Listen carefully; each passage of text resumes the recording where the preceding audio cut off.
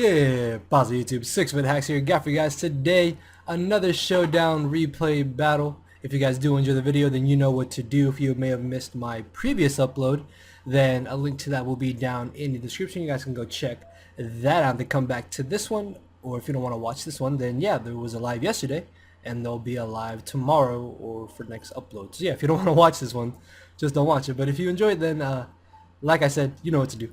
But yeah, this was a really good and really close Yu-Gi-Oh battle that I had with this pretty fun team that I don't think I'm gonna use in a live, just because it does have one major weakness, and my opponent has probably literally the biggest threat to this team, which is Mega Sceptile, because I don't have a dedicated special wall. The idea behind this team was to baton pass Nasty Plot to Tornadus, which is actually a pretty cool Pokemon to use right now in Yu-Yu. I may use it more often. Or baton pass to Crocun and just win, and then get up hazards with Krookodile and Fortress to weaken things, and then Manchow just as a late game cleaner.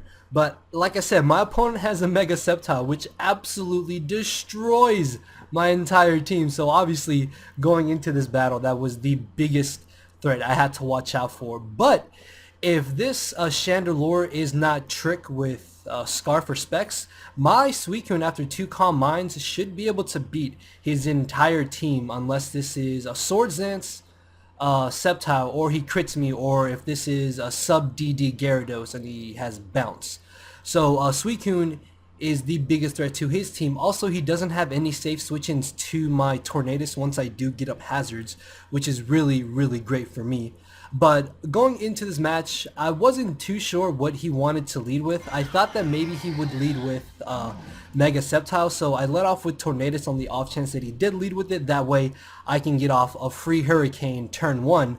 But he ends up leading off with Chandelure, which I'm still thinking, hey, this is a free Choice Specs Hurricane coming from Tornadus, but he turns out to be Scarfed, fails to knock me out, and then I'm able to in return Oko his Scarfed Pokemon and get rid of Chandelure, which, so long as I had Krookodile, really wasn't that big of a problem.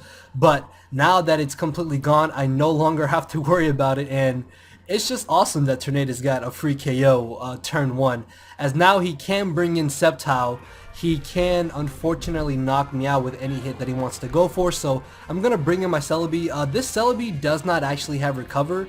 It has... Wait, does it have Recover? No, it has Baton Pass, Nasty Plot, and Giga Drain and Psychic, so I can't recover off any damage that the Sceptile does to me. So I then Baton Pass, predicting him to want to switch out as a Baton Pass into my Tornadus. Again, I'm just going to click Hurricane. Even if he wants to bring in Umbreon, he risks being confused, although I do risk missing. Another play that I could do is potentially go for the U-turn if I don't want to risk a miss, which I don't do. I do just Hurricane, gauging to see how much damage it'll do to the Umbreon, as it does 42%. I know another one will not quite knock him out, so I'm going to take this opportunity to switch into my Fortress to be able to hopefully get up a layer or 2 of spikes, and so long as I can keep up offensive momentum, I should be able to prevent him from wanting to rapid spin with his Fortress. So here he's going to hard switch directly into Sceptile, and I could have gone for the Gyro Ball if I had predicted him to bring in Sceptile, because then this turn I could have Gyro Balled again and potentially 2 KO'd him. But I thought that getting up 1 layer of spikes would be better in the long run of the battle. I guess in hindsight, it wouldn't have been bad for me to just double Gyro Ball. As you see there, it is a 2 KO, but I mean, it's fine, as I do get off a nice little chunk of damage on the Sceptile. Alright, so I apologize about that. Had to go attend to Javier real quick. But yeah, he knocks me out with a second Hidden Power Fire after I get off 51% on him, and then I can bring in Manchow and scare him out. Now I don't want to go for the high jump kick because he does still have Gyarados, although I would have been able to get off a huge hit on this Fortress. It is fine because I can then just U-turn into Tornadus, click Hurricane, hope that I don't miss, and get a free KO. However though, I do unfortunately miss Hurricane, but it's fine. Him getting up rocks really does not matter at all in this battle, because I'm able to hit my second Hurricane and I most likely would have fought it off Tornadoes here anyways to this Sceptile, just because again I don't have any switch-ins to it, so I can bring back in Manchow, force out Sceptile again, which is really great, and I'm pretty sure he's going to want to bring in Gyarados now, so again, no reason for me to go for a high jump kick just yet. And there's Javier if you guys can hear him. So I'm going to bring in my Crocodile. Now if this had been Dragon Dance Gyarados, he probably would have been able to just sweep through my entire team. But he either doesn't have Dragon Dance, or here he thought that I was going to go for Taunt, because I have seen an increase of Crocodile running Taunt, so I'm guessing that's why he went straight for the Waterfall. So this turn I'm going to go for the Stealth Rocks. Pretty positive that he's not going to Dragon Dance, and he actually switches into the Umbreon, and because at this point he knows that I don't have Taunt, he's going to safely go for the Wish, which does really suck, because if I did have Taunt here, it would have been really nice to beat this Umbreon one-on-one, but it's fine, as he's going to get his Wish. He's going to be able to knock me out with the Foul Play the following turn, after I go for one final Earthquake. And this Umbreon is still at a healthy amount of HP, but it's okay, because I have Suicune. I have this giant threat known as Crocoon.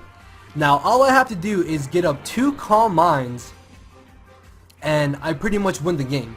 Now here I make a bit of a dumb play.